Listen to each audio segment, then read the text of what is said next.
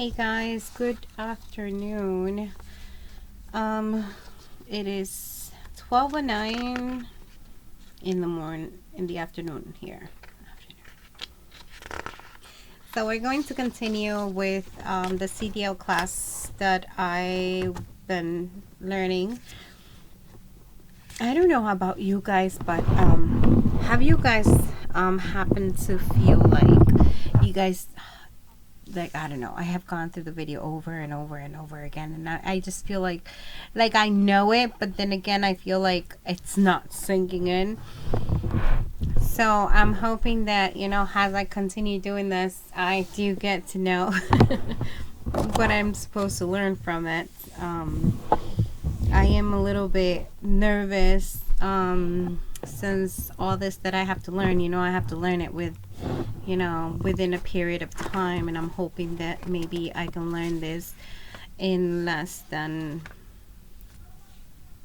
2.5 weeks or so, because I really want to go for the test, if God permits. So we're going to do basic control of your vehicle. I think I mentioned you guys, which it's accelerating, steering, and stopping.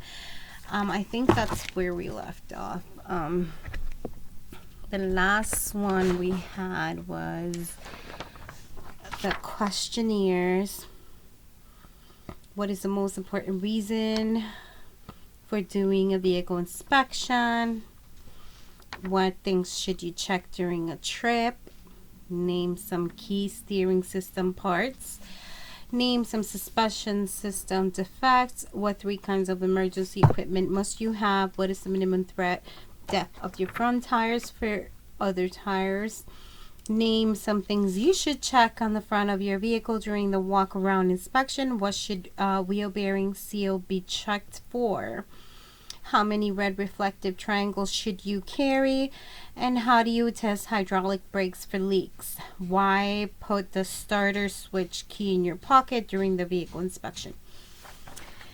That one, that kind of like that, put that key starter in your pocket, that still kind of like give me this thing that is okay. It's just to not forget, not turn on the vehicle or something like that. I don't know. I have no idea that reason. It's just I keep going around that question over and over, and I'm like, there gotta be some other reason, besides you forgetting or whatever. So I feel like I'm missing something, so I would read over and over again on the pages. I hope you guys also get to really focus on this, and whatever question you guys feel like you guys don't got the answer to, it would be really nice if you guys try to go over and over again, and till you get it synced in there. So we're not going to answer those questions since we answered them already on the other video, but we're going to continue with pages 2-8, which is part 2, page 8 from part 2. So basic control of your vehicle. To drive a vehicle safely, you must be able to control its speed and direction. Safe operating of a commercial vehicle requires skills in 1. Accelerating, steering, stopping, backing safely. Fasten your seatbelt when on the road. Apply the parking brake when you leave your vehicle. So always apply your parking brake. Accelerating. Don't roll back when you start. You may hit someone behind you. If you have a manual transmission vehicle, partly engage the clutch before you take your right foot off the brake. Put on the parking brake whenever necessary to keep you from rolling back.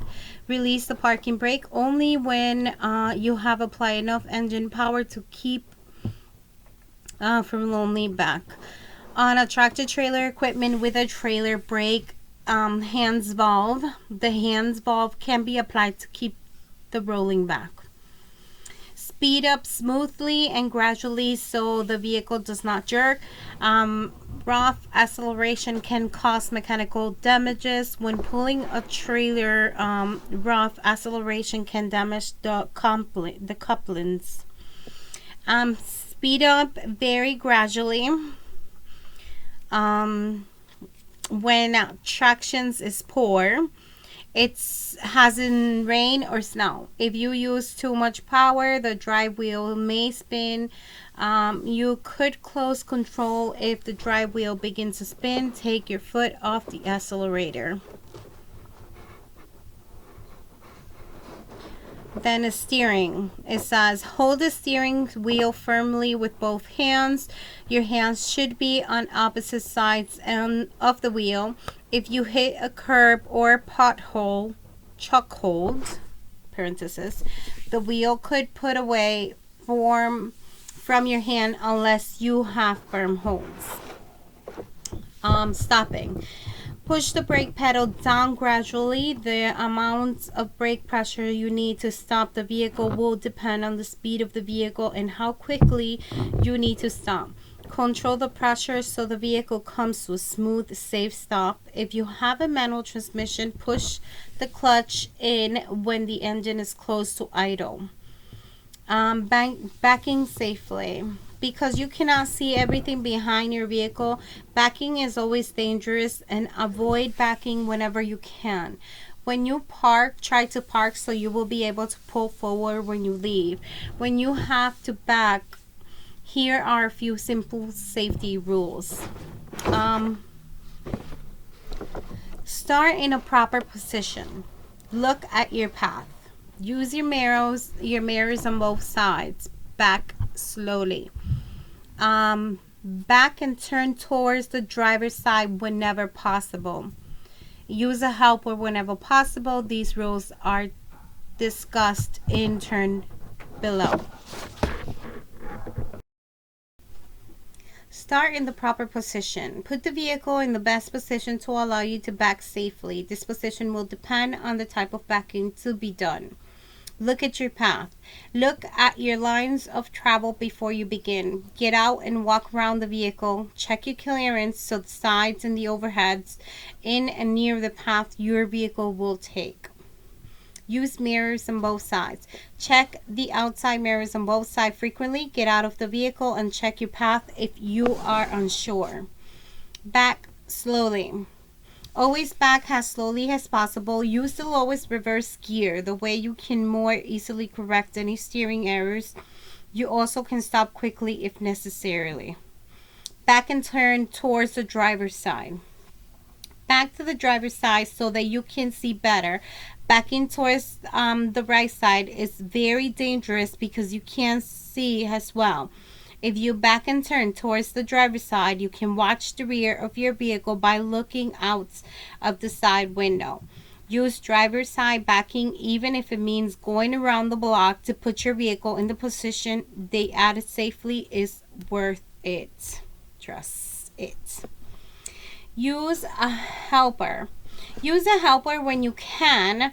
There are blind spots you can't see. That's why a helper is important. The helper should stand near the back of your vehicle when you can see the helper. Before you begin backing, work out a set of hand signals that both of you understand. Agreed on a signal for stop. That's like the best signal people can use. Shifting gears. Correct shifting of gears is important. If you can't get your vehicle into the right gear while driving, you will have less control. See, we don't want that to happen, right? So, manual transmission. Now, basic method for shifting up. It says most heavy vehicles with manual transmission requires double clutching to change gear. This is the basic method. Release accelerator, push in clutch, and shift to neutral at the same time. Release clutch, let engine and gear slow down to the RPM required for the next gear. This takes practice, in parentheses. So basically, for those people who do know how to drive standard, a standard car, they can really drive this a little bit more easier. You know, I knew how to shift but I never really did the whole standard driving, so I haven't done standard, but I do automatically anyways. Then it says push in clutch and shift in the higher gear at the same time. Release clutch and press accelerator at the same time. Shifting gear using double clutching requires practice. If you remain too long in neutral, you may have difficulty putting the vehicle into the next gear.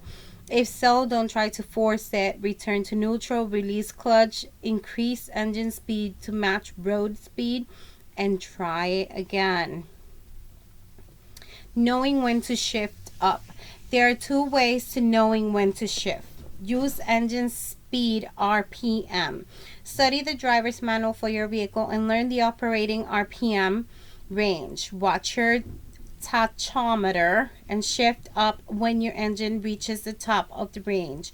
Some newer vehicles use progressive shifting. The RPM is which you shift becomes higher as you move up in the gear. Find out what's the right for the vehicle you will operate. Use road speed. MPH.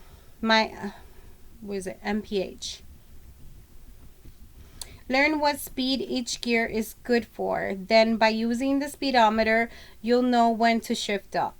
With either method, you may learn to use engine sounds to know when to shift. With either method, you may learn to use engine sounds to know when to shift. I think I said that twice. No, actually, they wrote it twice. Okay, so then it says basic procedures for shifting down. Release accelerator, push in clutch, and shift to neutral at the same time. Release clutch, press accelerator, increase engine and gear speed to the RPM requirements in the lower gear, push in clutch and shift to lower gear at the same time. Release clutch and press accelerator at the same time. Downshifting, like upshifting, requires knowing when to shift. Use either the tachometer or the speedometer and downshift at the right RPM or road speed. Special conditions are where you should downshift are. Before starting down a hill, slow down and shift down to a speed that you can control without using the brake hard. Otherwise, the brake can overheat and lose their braking power. Downshifting before starting down the hill, make sure you are in low enough gear, usually lower than the gear required to climb the same hill. Before entering a curve, slow down to a safe speed and downshift to the right gear before entering the curve. This lets you use some power through the curve to help the vehicle be more stable while turning. It also allows your speed up as soon as you are out of the curve.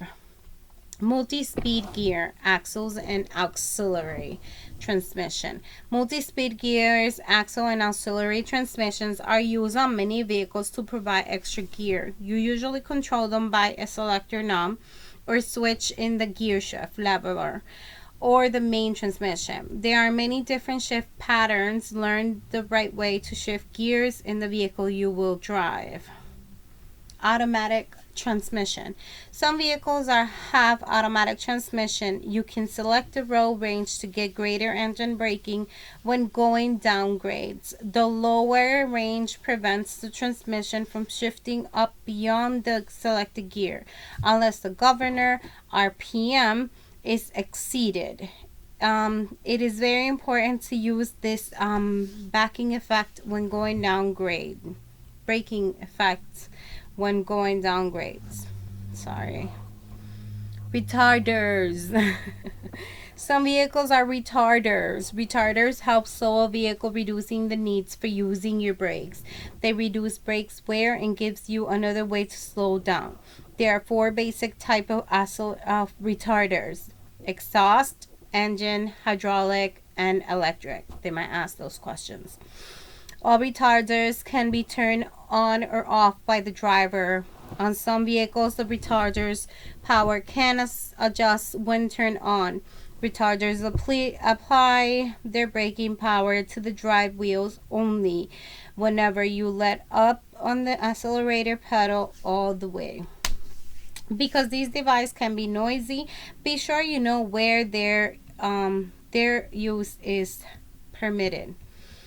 Caution: when you drive wheels have poor traction, when you drive wheels have poor traction, the retarders may cause them to skid. Therefore, you should turn the retarder off whenever the road is wet, icy, or snow covered. That sounds so weird. Retarder, like a retarder, you know, like I don't know. Then you have these questions and to test your knowledge. So this is a very short one, and it says, why should you back towards the driver's side? Why should you back towards the driver's side? Why should you back towards the driver's side? So you can have a better view, is what I would say. So yeah, that's exactly what it is. So it says back to the driver's side so that you can see better. And the next question is, if you stop on a hill, how can you start moving without rolling back? So it says slow down and shift down to a speed that you can control without using the brake hard. Otherwise, the brake can overheat and lose their backing power. So that would be that answer to that. Then it says, when backing, why is it important to use a helper? And I would say, because there are blind spots. I think this is what it says. There are blind spots you can't see. That's why a helper is important.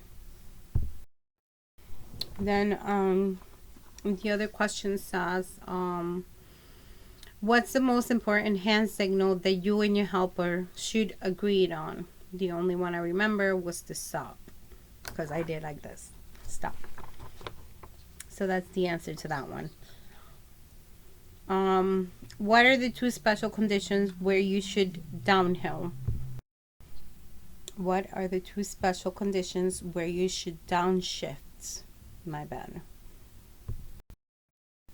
So special conditions where you should downshift are before starting down a hill and before entering a curve.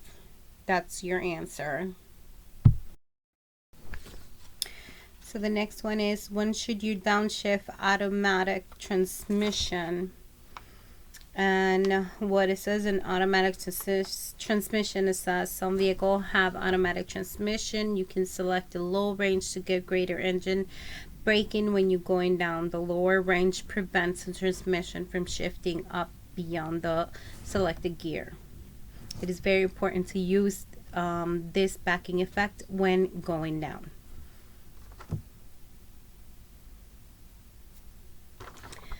Then it says, retarders keep you from skidding when the road is slippery. True or false?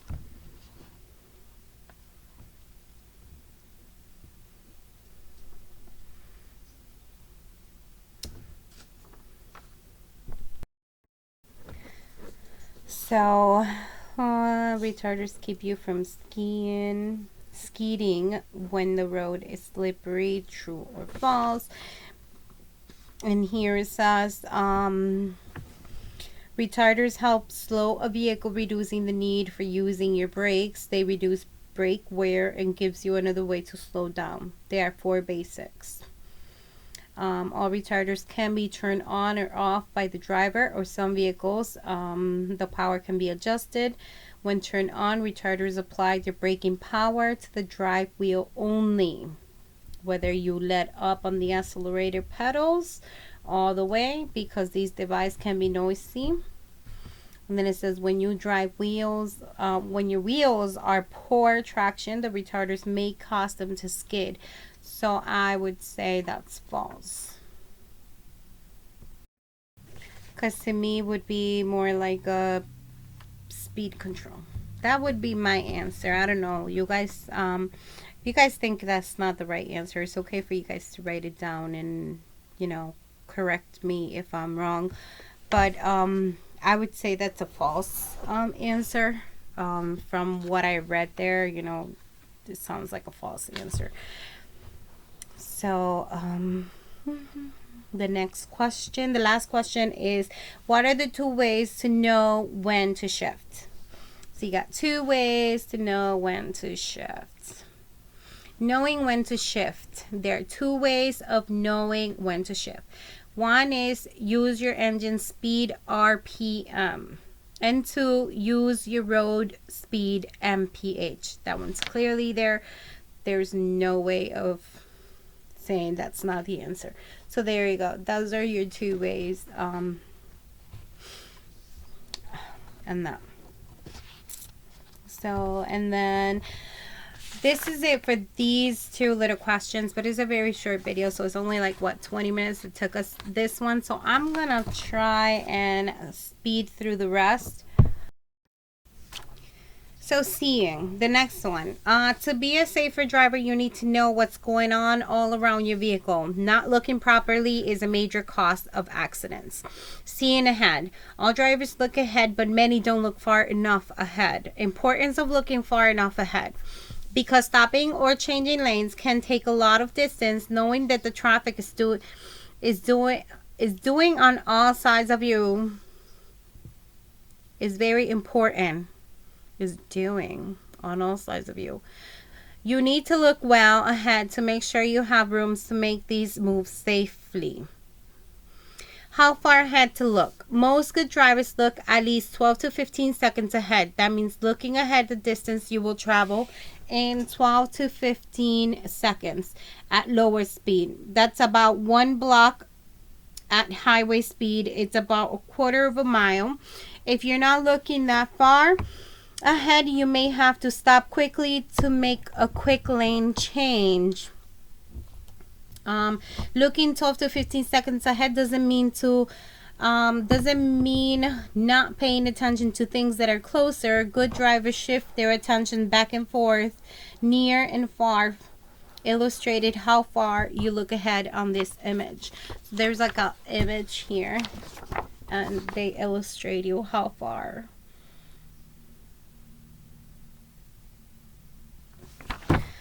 So look for traffic, look for vehicles coming into the highway, into the lane, or turning. Watch for brakes, like slow moving vehicles. By seeing these things far enough ahead, you can change your speed or change lanes if necessary to avoid a problem. If a traffic light has been green for a long time, it will probably change before you get there. Start slowing down and be ready to stop. That's what they call it, a steady green light, you know. Seeing to the side of rear. It is important to know that you what's going on behind to the side. Check your mirrors regularly. Check more often in special situations. Mirror adjustment. Mirror adjustment should be checked prior to the start of any trips and can only be checked accurately when the trailers are straight. You should check and adjust each mirror to show some part of the vehicle. This will give you a reference point to judging the point of the other images. Regular check. You need to make regular checks of your mirrors to be aware of traffic and to check your vehicle's traffic. Check your mirrors for vehicle on either side and in back of you. In an emergency, you may need to know whether you can make a quick lane change. Use your mirrors to spot overtaking vehicles. They are a blind spot that your mirror cannot show you. Check your mirrors regularly to know whether other vehicles are around you and to see if they move into your blind spot. Check your vehicles. Use the mirror to keep an eye on the tires. It's one way to spot a tire fire. If you're carrying open cargo, you can use the mirror to check it. Look for loose straps, ropes, or chains. Watch for a flapping or a ballooning tarp. That's that one. Then special situations. Special situations require more than regular mirror checks. These are lane changes, turn, merges, and tight maneuvers. Lane changes. You need to check your mirrors to make sure no one is along you or about to pass you. Check your mirrors. After you have signaled to check that no one has moved into your blind spot, right after you start the lane change, to double check that your path is still cleared after you complete the lane change. Turns. If turns, check your mirrors to make sure that the rear of your vehicle will not hit anything. Merge. When merging, use your mirror to your mirrors to make sure the gap in traffic is larger enough for you to enter safely. Tight maneuvers. Any times you're driving in close quarters, check your mirrors often. Make sure you have enough clearance. How to use mirrors. Use mirrors correctly by checking them quickly and understanding that what you see. When you use your mirrors while driving in the road, check quickly, look back and forth between the mirrors on the road ahead. Don't focus on the mirror for too long. Otherwise, you will travel quite a distance without knowing what's happening ahead. Many large vehicles have curved convex fish eyes, spot bug eyes. That's in parentheses, by the way. Mirrors that show a wider area than flat mirrors. This is often helpful, but everything appears smaller in a convex mirror than it would if you were looking at it directly. This also seems further away when they really are. It is important to realize that this and to allow it show the field vision using a convex mirror. And then they have another picture here for you guys to see, of what they expect you to see. So, and then it says other drivers can know what you're going to do. Other drivers can't know what you're going to do until you tell them. Signaling what you intend to do is important for safety. Here are some general rules for signaling. Turns. There are 3 good rules for using turn signals. Signal early, signal well before you turn. It is the best way to keep others from trying to pass you. That doesn't really always work, but yeah, I guess if the book says so. I have driven big vans, so I know what that really brings you to. But hey, it is a rule, and this is something you have to learn. Lane changes. Cancel your signal. Don't forget to turn off your signal after you have turned if you don't have self-canceling signal. Lane changes. Put your turn signal on lane before changing lanes. Changing lanes slowly and smoothly. That way a driver you didn't see may have a chance to honk her horn or avoid your vehicle. Slowing down. Warn drivers behind you when you see you'll need to slow down. A few lights tap on the brake pedals, enough to flash the brake lights, emergency flashers for time. When you are driving very slowly or are stopped, warn other drivers in any other following situation. Trouble ahead. The size of your vehicle may make it hard for drivers behind you to see hazards ahead. If you see a hazard that will require slowing down, warn the drivers behind you by flashing your brake lights. Pop, pop. So you press the brake twice and you're flashing it. Okay, so that's that. The next one. It says tight turns. Most car drivers don't know how slowly you have to go to make a tight turn in a large vehicle. Give drivers behind you warning by braking early and slowly, gradually. Stopping on the road. Truck and bus drivers sometimes stop on the roadways to unload cargo or passengers, or to stop at a railroad crossing. Warn following drivers by flashing your brake lights. Don't stop suddenly. Driving slowly. Drivers often do not realize how fast they are catching up to a slow vehicle until they are very close. If you must drive slowly, alert following drivers by turning on your emergency flashers if it is legal. Law regarding the uses of flasher differs from one state to another state. Check the laws of the state where you will be driving. Don't direct traffic.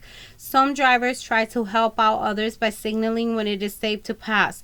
You should not do this. You can cause an accident, you could be blamed, and it could cost you many thousands of dollars. Communicating your presence. Other drivers may not notice your vehicle even when it is plain sight. To help prevent accidents, let them know you are there. When passing, whenever you are about to pass a vehicle, pedestrian, or bicyclist, assume they don't see you. They could suddenly move in front of you when it is illegal. When it is legal, tap the horn tightly or night flash your lights from low to high beam and back. Drive carefully enough to avoid a crash even if they don't see or hear you. When it's hard to see. At dawn, dusk, in rain or snow, you need to make yourself easier to see. If you're having trouble seeing other vehicles, other drivers will have trouble seeing you as well. Turn on your lights. Use the headlights, not just the identification or clearance light. Use the low beams. High beams can bother people in the daytime as well as night. When parked on the side of the road, when you pull off the road and stop, be sure to turn on the four-way emergency flashers. This is important at night. If you stop on a two-lane road carrying traffic in both directions or on an undivided highway, please place warning device within 10 feet of the front or rear corners of mark the location of the vehicle, and 100 feet behind and ahead of the vehicle, on the shoulders, or on the lane you stop in. For example, they want you to see this picture just like that. So it's basically the cones that you're supposed to use. You use that, and then you turn on your flashers, and just do that. Back beyond any hill, curves, or other obstructions that prevent their drivers from seeing the vehicle within 500 feet. If line is slightly viewed, it's obstructed due to hill or curve. Move the rearmost triangle to a point back down the road to warning. So warning is provided. And then it shows you another picture over here of what they want you to do right there. Let's see it, this one.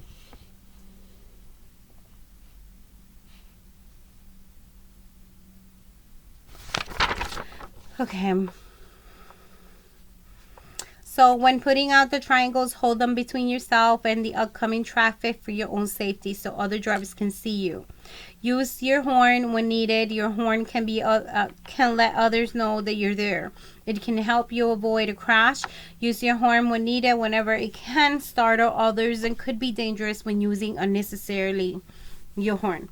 Controlling your speed. Driving too fast is a major cause of fatal crashes. You must adjust your speed depending on driving conditions. These include traction, curves, visibility, traffic, and hills. Stopping distance. Perception distance plus reaction distance plus braking distance equals total stopping distance. Perception distance. The distance your vehicle travels in ideal conditions from the time your eyes see a hazard until your brain recognize it. Keep in mind certain mental and physical conditions can affect your precipitation distance. Somehow put a pause on me here. I'll read it again. The distance your vehicle travels in ideal conditions from the time your eyes see a hazard until your brain recognize it. Keep in mind certain mental and physical conditions can affect your precipitation distance. It can be affected greatly depending on visible and the hazard itself. The average precipitation from an alert driver is 1 3/4 of a second. At 55 miles per hour, this counts for 142 feet traveled. Then it says reaction distance. The distance you will continue to travel in the ideal conditions before you physically hit the brake in response to a hazard seen ahead.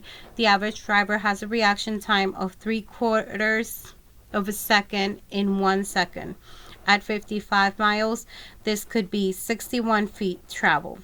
Braking distance. The distance your vehicle will travel in ideal conditions while you're braking at 55 miles on a dry pavement with good brakes. It can take about 216 feet.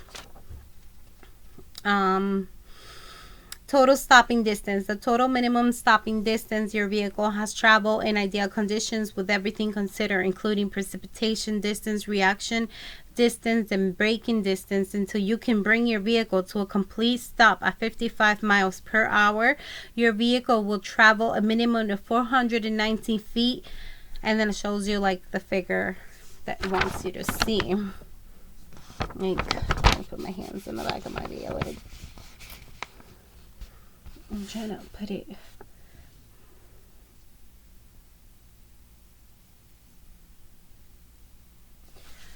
See the little trucks that they have there, for example. The effects of speed on stopping distance. The faster you drive, the greater the impact or striking power of your vehicle. When you double your speed for 2 to 40 miles, the impact is 4 times greater. The braking distance is also 4 times longer.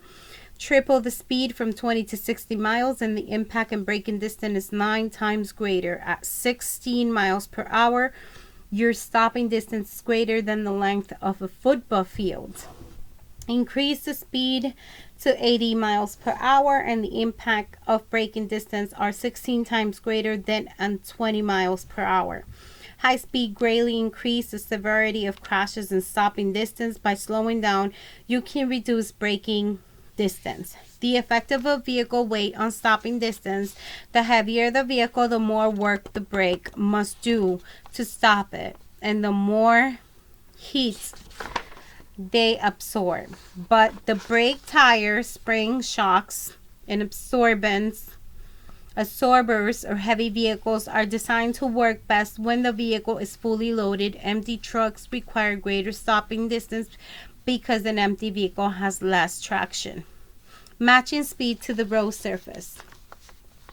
You can steer a brake or brake a vehicle unless you have traction. Traction is friction between the tire and the road. There are some road conditions that reduces traction and cause for a lower speed. Slippery surface. If you take longer to stop, and it will be harder to turn without skiing.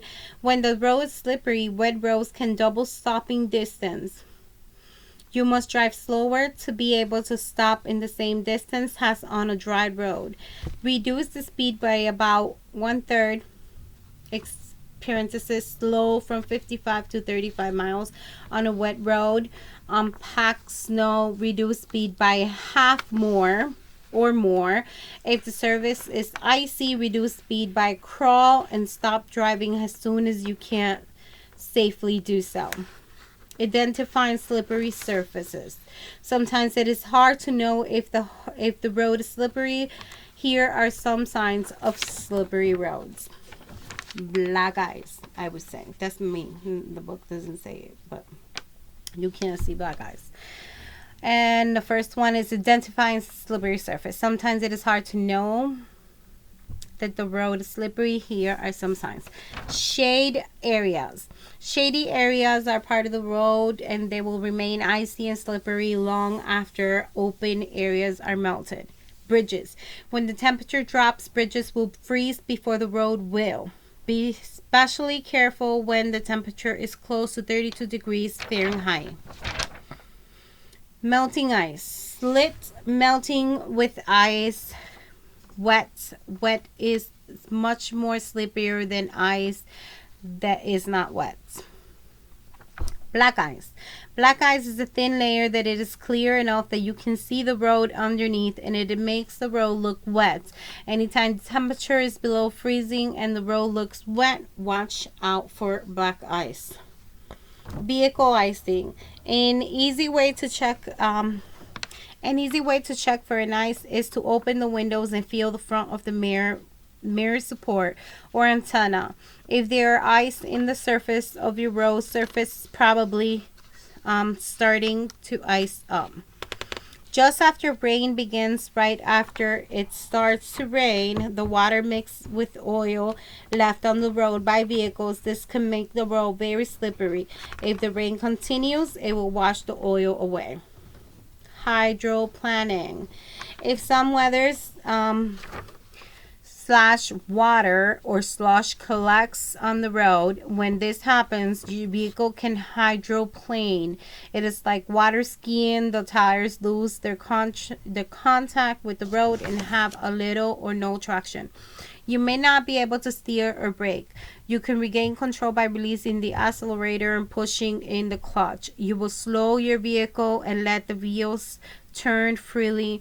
If the vehicle is hydroplaning, do not use the brake to slow down. If the drive wheel starts to skid, push in the clutch to let them turn freely. It does not take a lot of water to cause hydroplaning. Hydroplaning can occur at a speed of 30 miles per hour if there is a lot of water. Hydroplaning is most likely if tire pressure is low or the thread is worn. The groove in a tire carries away the water. If they aren't deep, they don't work well. Road surface where water can collect can create conditions that causes a vehicle to hydroplane. Watch the clear reflection, tire splashes, and raindrops on the road. These are indication of starting water. Speed and curves. Driver must adjust their speed to curves in the road. If you take a curve too fast, two things can happen. The tire can lose their traction and continue straight ahead, so you skid off the road, or the tire may keep their traction and vehicle roll over. Tests have shown that the trucks with a high center of gravity can roll over at the posted speed limit for a curve. Slow to a safe speed before you enter a curve. Braking in a curve is dangerous because it is easier to look when the wheel and causes skid. Slow down as needed. Don't ever exceed the posted speed limit for the curve. Be in greater that will let you accelerate slightly in the curve. No, be in gear. My bad. I'm sorry for that. Be in gear that will let you accelerate slightly in the curve. This will help you keep control. That's what happens when you read too much. It's like you get a little your eyes kind of like see other things. Speed and distance ahead. You should always be able to stop within the distance you can see ahead. Fog, rain, or other conditions may require that you slow down to be able to stop in the distance you can see. At night, you can see as far as low beams as you can high beams. When you must use low beams, slow down. Speed and traffic flow. When you're driving in the heavy traffic, the safest speed is the speed of other vehicles. Vehicles going in the same direction at the same time are not likely to run into one another. In many states, speed limits are lower for trucks and buses than for cars. It can vary as much as 15 miles an hour. Use other extra caution when you change lanes or pass on these roads. Drive at the speed of the traffic if you can't without going at an illegal or unsafe speed. Keep a safe following distance. The main reason drivers exceed speed limits is to save time, but anybody trying to drive faster than the speed of traffic will not be able to save much time. The risks involved are not worth it. If you go faster than the speed of other traffic, you'll have to keep passing other vehicles. This increases the chances of a crash, and it is more tiring. Fatigue increase the chances of a crash. Going with the flow of traffic is safer and easier. Speed on downgrades. Your vehicle speed will increase in downgrades because of gravity. Your most important objective is to select and maintain a speed that it is not too fast for the total weight of the vehicles and cargo. Length of the grade. Stiffness of the grade. Stiffness. PNESS, stiffness of the grade. Road condition, weather. If a speed limit is posted or there is a sign indicating maximum safe speed, never exceed the speed shown. Also look for an ahead warning sign indicating the length and stiffness of the grade. You must use the braking effect of the engine as the principal way of controlling your speed on downgrades. The braking effect of the engine is greatest when it is near the governor RPMs and the transmission is in the lower gear. Save your brakes so you will be able to slow and stop as required by the road and traffic conditions. Shift your transmission to a low gear before starting down the grade and use the proper braking techniques. Please read carefully the section on going down long steep downgrades safely in mountain driving.